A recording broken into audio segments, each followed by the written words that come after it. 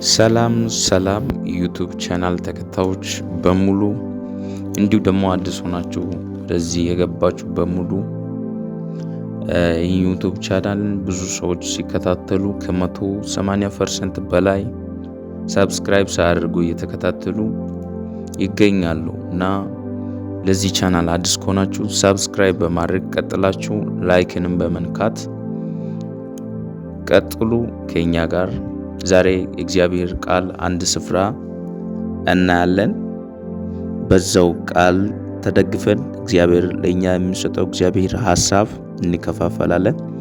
አንደኛ ቆሮንቶስ ምዕራፍ 13 ከቁጥር 11 የእግዚአብሔር ቃል እንዲህ ይላል፣ ልጅ ሳለው እንደ ልጅ እናገር ነበረ፣ እንደ ልጅም አስብ ነበረ፣ እንደ ልጅም ይቆጥር ነበረ።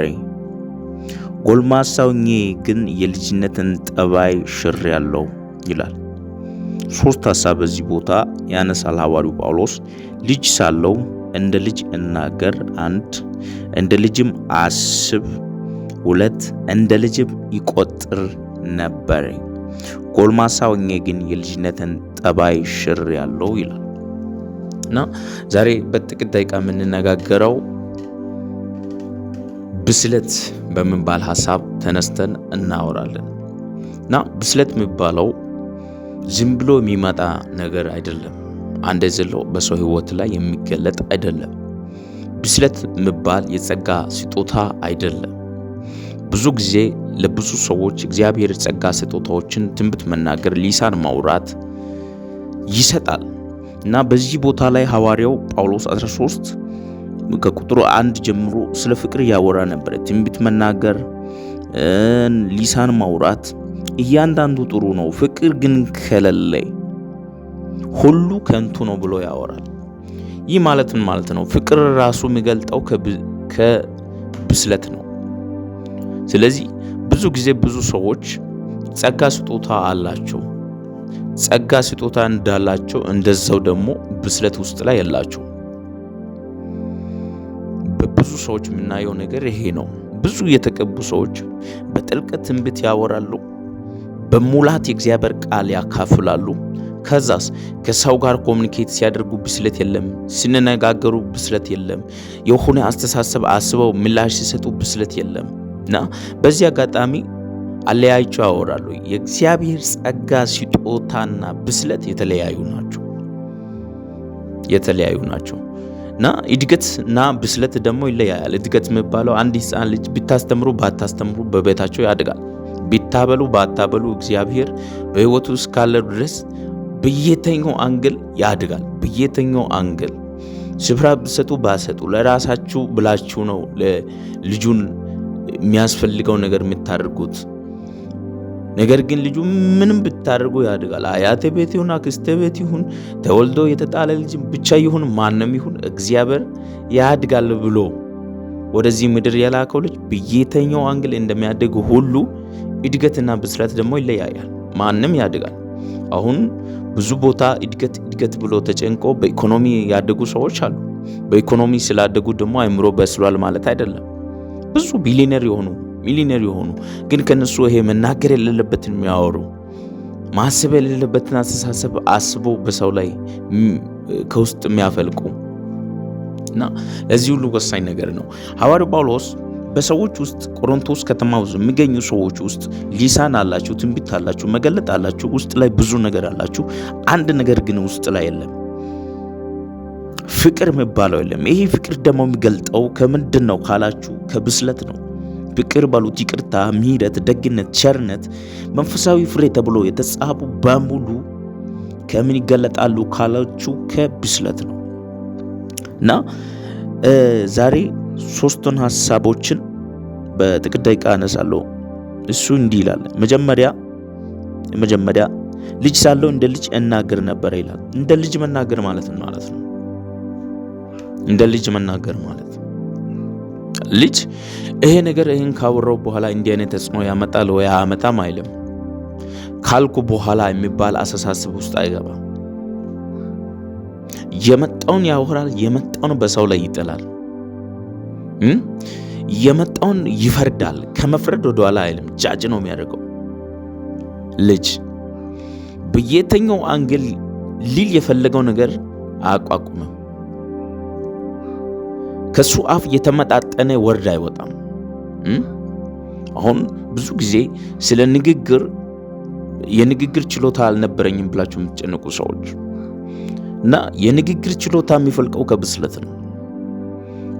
የንግግር ችሎታ ብዙ ምሳሌያዊ አነጋገር ስለተጠቀምክ ብዙ ነገር እንትን ስላልክ አይደለም። እየበሰልክ ስትመጣ ማውራት ያለብህ ነገር ምንድነው ትላለህ። ያንን ማውራት ያሰብከው ነገርን ቀጥታ እንቅጭን አስተካክለ እሷን ብቻ ብለህ ጸጥ ትላለህ። ብዙ ዝም ብለህ የመጣውን ሁሉ ስለለፈለፍክ አይደለም። የምናገረው ነገር ሁሉ የተመጣጠነ ይሆናል። ጳውሎስ ከዚህ በፊት በነበረው ሕይወት ውስጥ እንደመጣው እንደሚያወራ እንደመጣው ደግሞ በሰዎች ላይ እንደሚፈርድ ታውቃላችሁ። መጽሐፍ ቅዱስ ላይ እስጢፋኖስ ሲሞት አጠገብ ላይ ቆሞ እንደነበረ ጃጅ ነው የሚያደርገው። ይፈርዳል። ሰውየው ፈራጅ ነው። እንደመጣው ነው የሚፈርደው። ግደሉት ከማለት ወደኋላ ማይል ሰው ነው። ይሄንን ልጅነትን ጸባይ ሽር ያለው እያለ ነው። የልጅነትን ንግግር እስኪል ተቀይሯል። በቃ እናንተ ቤት እኮ ልጅ የሆነ ነገር ሲያወራ እና የሆነ አጠገብ ላይ ተቀመጠ ሰው እኮ አይረዳም ይላል እኮ ልጁ። ብዙ ሰዓት ነው ምለው ምንም ስለማይረዳ ዝም ብሎ ያያል። እናንተም ብስለት ውስጣችሁ ላይ ከሌለ ታወራላችሁ፣ የሚሰማ የለም። ስለዚህ እንዴት የንግግር ስኪል እናሳድጋለን? እንዴት እናሳድጋለን? ቀጣይ ቪዲዮ እሰራለሁ።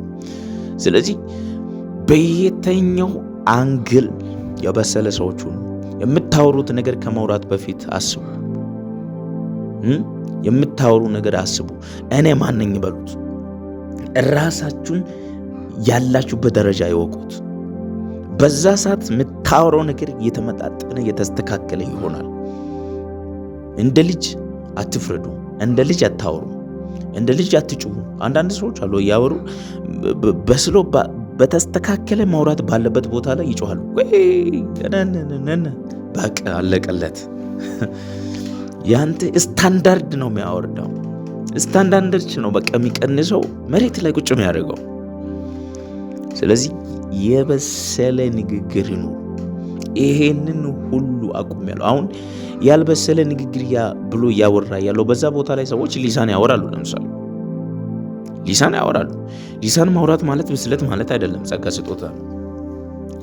በዛው ሊሳን ዳካዳዳዳዳ ባሉት አፍ ነገሩን መዳዳዳታ ነው የሚያደርጉት።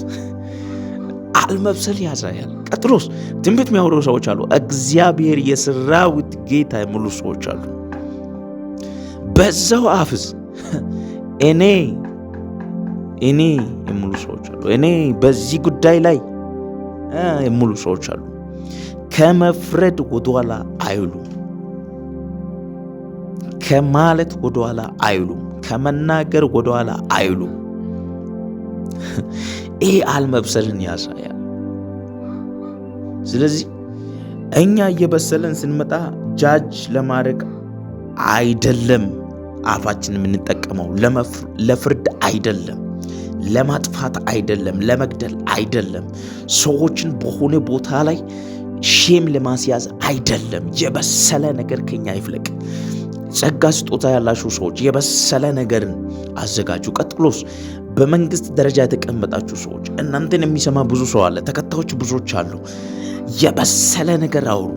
የበሰለ ነገር አውሩ፣ ተናገሩ። የበሰለ ነገር ለእኛ ለትውልድም ትምህርት የሚሆን ነገር፣ ከታች ላሉ ልጆችም ትምህርት የሚሆን ነገር፣ አጠገብ ላለው ለእናት ለአባት ትምህርት ለሚሆን ነገር። ይሄ ደግሞ በየትኛው ስፍራ የሚያስፈልግ ነው። ብዙ ቦታ ላይ ኢኮኖሚ እድገት አለ፣ ከፍታ አለ፣ ብስለት የለም። ቀጣይ ክፍል ሁለት ላይ እንደ ልጅም አስብ ነበር የምለውን እሰራለሁ። ላይክ አድርጉ፣ ሰብስክራይብ አድርጉ። ከዚህ የተማራችሁት ነገር ካለ በኮመንት ላይ አስቀምጡ። የራሳችሁም ጥሩ ሀሳብ ካለ በኮመንት ላይ አስቀምጡ። እወዳችኋለሁ።